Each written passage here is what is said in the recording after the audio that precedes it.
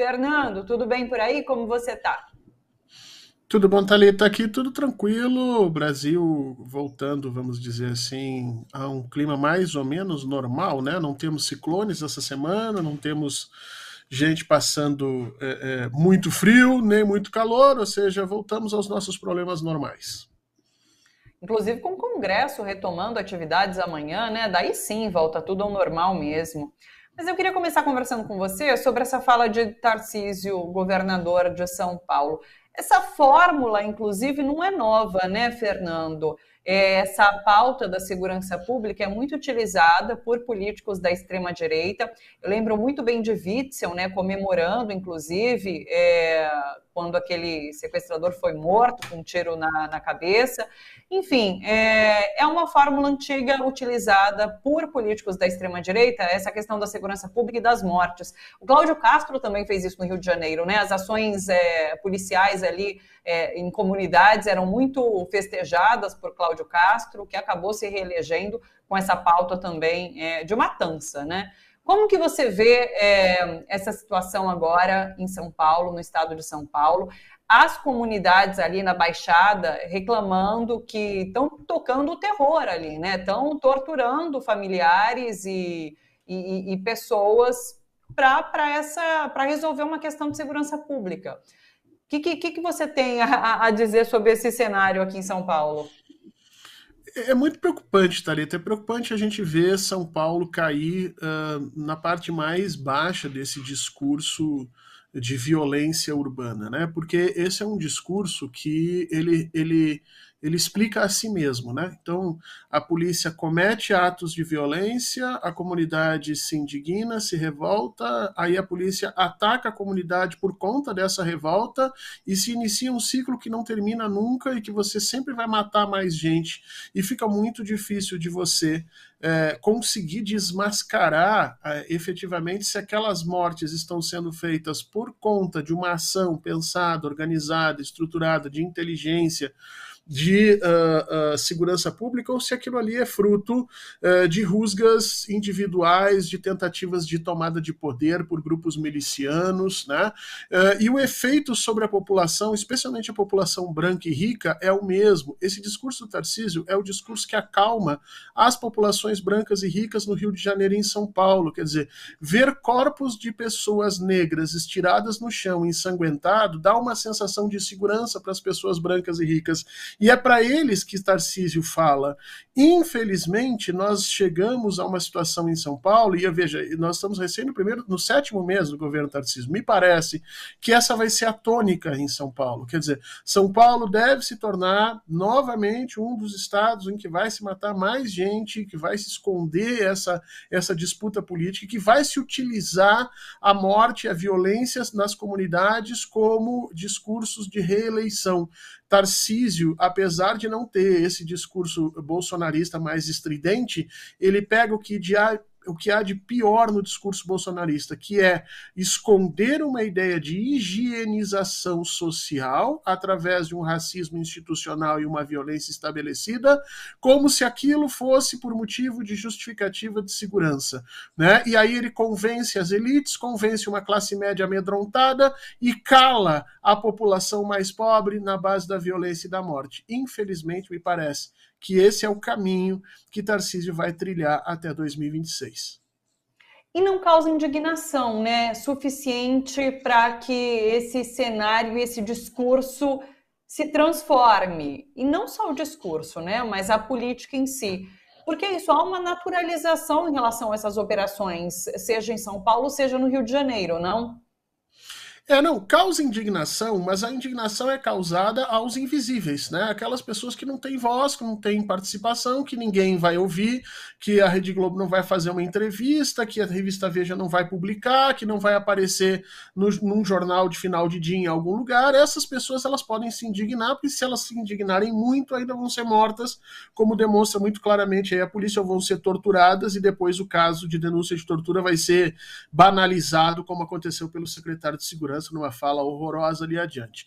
Agora, não só não causa incomodação, como na realidade foi a causa da eleição de Tarcísio. Quer dizer, as elites urbanas, especialmente as elites urbanas de Rio e São Paulo, são quase todas apoiadoras desse cenário bolsonarista de guerra social àqueles que são entendidos como inimigos. E os corpos negros, as populações periféricas, as populações que não usam os mesmos perfumes, que não se vestem das mesmas roupas, que não usam os mesmos códigos de educação, elas são entendidas como inimigas, e a elas é direcionada a força do Estado. O que apavora é você ter uma estrutura de polícia que é das maiores do Brasil, se não a maior, que é a PM de São Paulo, de repente agora organizada e instrumentalizada por um projeto higienista. Ou seja, vamos matar sim. E o discurso do Tarcísio ele é o suprassumo da hipocrisia. Quer dizer, nós não queremos o confronto. Quem não quer o confronto não vai para dentro de uma comunidade e mata 8 pessoas porque um assassinato ocorreu na polícia. Na realidade, Thalita, o modus operandi, a forma de operar da polícia é igual há décadas. Os policiais têm um código interno em que cada policial morto, a comunidade responde com 10, 12, 15 mortos do lado deles. Isso você pode mapear, tem estudos mostrando isso desde a década de 90. Só que antes, Thalita, lá na década de 90, início dos anos 2000, isso era vergonhoso. Então os policiais faziam isso de forma um pouco escondida. Agora não. Agora Tarcísio transforma isso em discurso político de campanha. E aqueles que estão mortos não falam, aqueles que são os próximos a morrer estão com medo, e as pessoas brancas que podem modificar estão achando tudo isso muito bom e muito bonito.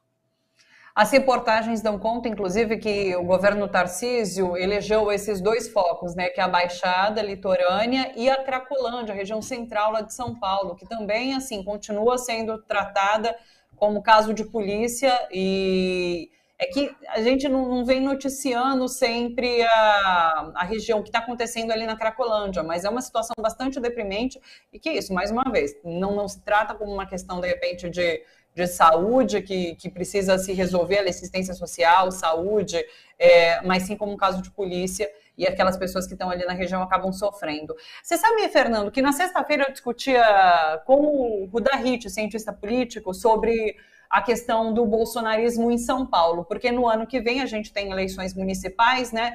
E Ricardo Nunes ainda discute se vai querer o apoio de Bolsonaro ou não, justamente por conta do público, né? De São Paulo capital, que entende-se como um tanto quanto centro-esquerda e não tão à direita. E por isso talvez o apoio de Bolsonaro não seria bem-vindo a Ricardo Nunes aqui na capital paulista. Eu queria te ouvir sobre isso, e também há uma avaliação de que Bolsonaro vai saber qual é o seu capital político e a sua força eleitoral a partir do ano que vem, de fato, né, com as eleições municipais. Você acredita nisso também?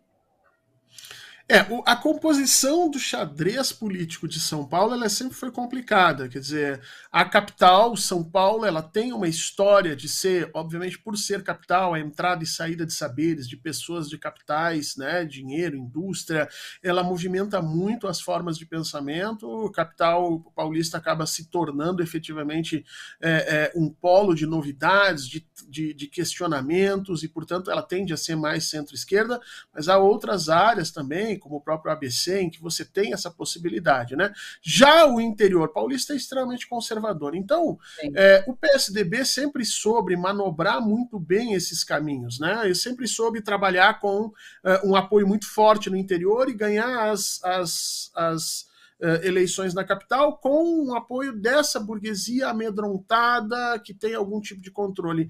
Efetivamente, o plano para os próximos governos de São Paulo segue sendo o mesmo, e Bolsonaro vai precisar se reposicionar.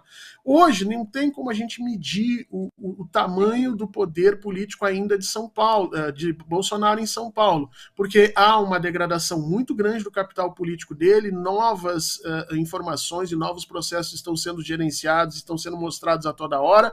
Quer dizer, efetivamente não se sabe se Bolsonaro é um auxílio ou um tiro no pé. Então convém se esperar ele. Agora, com certeza, para ele, essa é uma facada nas costas, porque ele imaginava um apoio incondicional de todos aqueles que ele julga terem sido eleitos por conta dele, porque Bolsonaro acha que Tarcísio só foi eleito por conta dele, assim como todos os outros do partido. Então, esse jogo, né, de aproximação e afastamento, que parece lógico na cabeça dos candidatos de São Paulo, é entendido como uma traição por Jair Bolsonaro e seus filhos. E aí, esse é o grande problema, porque se Bolsonaro efetivamente tiver poder político ainda, e se isso puder ser medido em 2024, essas pessoas que estão fazendo esse jogo, elas vão pagar sim com a vingança, que já sabemos que não é normal, né? Não é uma coisa muito normal pelo lado bolsonarista. Ele vai querer se vingar desse tipo de posição.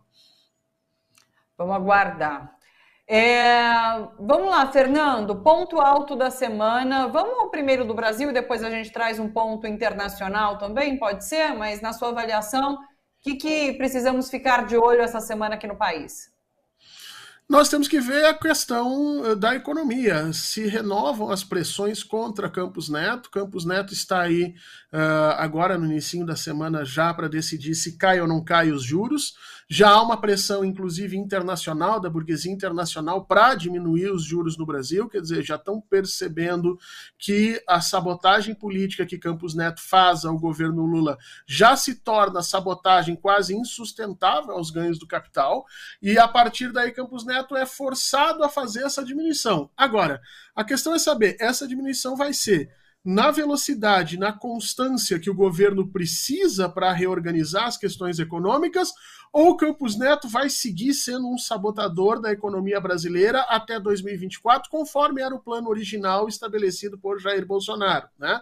Então, tudo leva a crer, efetivamente, e eu imagino, que Campos Neto vai seguir sendo um sabotador. Campos Neto não tem nenhum tipo de lealdade para com esse sistema financeiro, embora o sistema financeiro ache que sim, mas tem todas as lealdades para com os fascismos de Bolsonaro. Então, eu imagino que ele vai arrumar um termo que seja suficientemente simples para dizer que ele baixou os juros, mas incapaz de alterar o cenário da política econômica brasileira e continuar causando problemas a Luiz Inácio Lula da Silva até 2024, para que a eleição não permita que o governo Lula ganhe, consiga consolidar o apoio em função das boas ações que se viveram nesses primeiros 6 meses, né?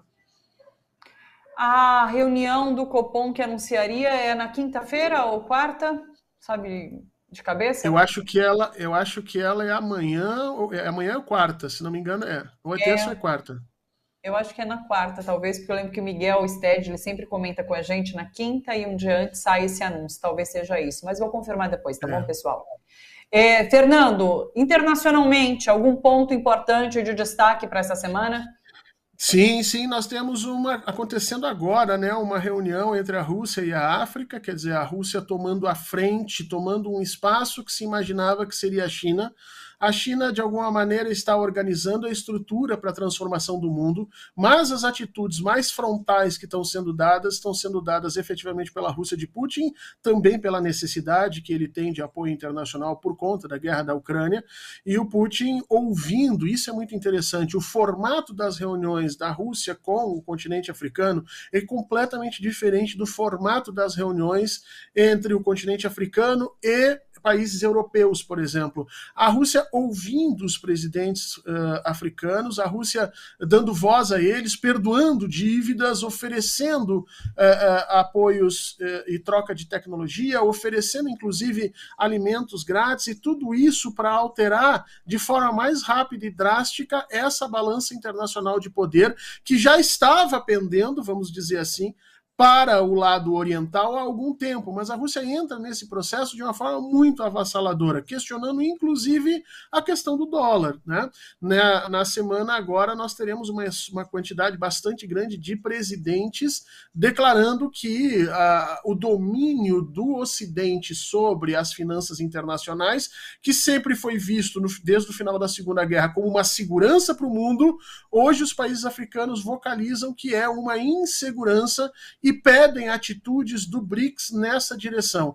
Então, veja, a China, que sempre procurou fazer a transformação geopolítica de forma o mais calma possível, agora se vê, vamos dizer assim, compelida a reagir a uma chacoalhada gigantesca que a Rússia está tentando dar nesse processo. Então, a gente vai ter que ver como vai ficar a reação Rússia e China, como eles vão acertar esses relógios de velocidade, né? E como efetivamente isso vai operar dentro dessa transformação geopolítica maior que a gente está vendo. E tudo isso no meio de um confronto que não termina, que é essa guerra na Ucrânia, e que agora, nesse momento, a Ucrânia deixa de ser simplesmente a nação agredida para ser também uma nação agressora. A Ucrânia já está fazendo ataques às cidades russas através do uso de drones e outras tecnologias que são, obviamente, entregues a ela pelo Ocidente. Então, Thalita, a gente está, vamos dizer assim, a um passinho de desestabilizar grande parte daquilo que a gente tinha conseguido no século XX, que era um mundo em que a gente resolvesse as coisas quase sempre através de reuniões diplomáticas. Puxa vida, vamos ficar de olho. Me chama muito a atenção como os BRICS, né, têm ganhado esse protagonismo internacional. Os países articulados tanto individualmente quanto no coletivo ganham um destaque enorme na geopolítica mundial, né? Os BRICS vêm trabalhando uma lógica diferente, porque a lógica do sistema do FMI, do Banco Mundial, era a lógica de mercado e os interesses ocidentais acima de tudo, né? Então, quando interessava, os interesses ocidentais apareciam. Quando não interessava, você usava a desculpa do mercado. Desculpa, investir no seu país não é lucrativo, nós não temos interesse e tal. Os BRICS mudam isso, e o tom da mudança é a fala do presidente Vladimir Putin, em que ele diz: amigos se ajudam, ou seja, a ideia do BRICS e desse novo banco, que a presidenta Dilma é a presidenta, é fazer uma ação direta e efetiva para a transformação da geopolítica do mundo. Não é mais usar desculpas, mas agir para quem são os nossos amigos. O mundo está rachando em dois de uma forma talvez mais forte do que a gente tinha na Guerra Fria. E isso traz hoje uma série de complicadores. A questão é saber se o Brasil vai continuar ocupando esse papel central, porque com Dilma no banco e com efetivamente o presidente Lula como uma das únicas lideranças que conversa entre Oriente e Ocidente de uma forma relativamente tranquila, o Brasil opera meio que um mediador nessa grande transformação. E penso que isso, Thalita, não é ao acaso. Penso que isso é um plano de Celso Amorim, obviamente ainda um dos maiores pensadores de política internacional do mundo. Perfeito. Fernando, sempre muito bom começar a semana aqui ao seu lado, viu? Muito obrigada. Um beijo grande para você e uma boa semana para o seu trabalho por aí, viu? Obrigada. Obrigado, Thalita. Um beijo para todo mundo e a gente se vê na semana que vem. Até segunda. Fernando Horta, historiador, professor, sempre às segundas aqui com a gente. Aliás, o canal dele é Canal Fernando Horta. Você consegue procurar no YouTube e encontrar as lives do Fernando, é bem facinho. É só colocar lá, Canal Fernando Horta, tá bom? E conferir as análises do Fernando, sempre muito boas.